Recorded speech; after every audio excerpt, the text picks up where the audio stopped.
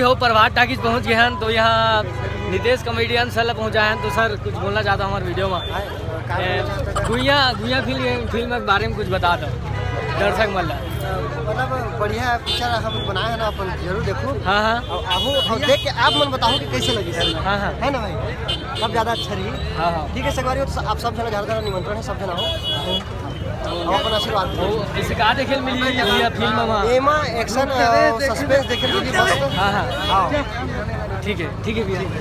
और टिकट लेना है तो मोटक खाता हो ताकि पैसा प्रभात टाकीज का प्रभात टाकीज में आ जाओ। और ऑनलाइन टिकट भी कर सकते हो। हाँ ऑनलाइन भी कर सकते हो, पैसा ला मोर पैसा वहाँ टिकट ले लो। ठीक है नंबर के बारे में बतावा। हाँ पिक्चर बहुत अच्छा लगी, सब ये काट के देखो, एकदम सस्पेंस है और पूरा फैमिली के साथ देख सकते हो। पिक्चर ला बहुत अच्छा भाई और जहाँ भी हमने से यहाँ पे तो मूवी भी घूमे करी और खुशी तब हुई से कि मोर हस्बैंड जी भी एम मूवी में काम करे, बहुत अच्छा लगी से लहंगा पहन के। अरे बहुत बढ़िया, जबरदस्त।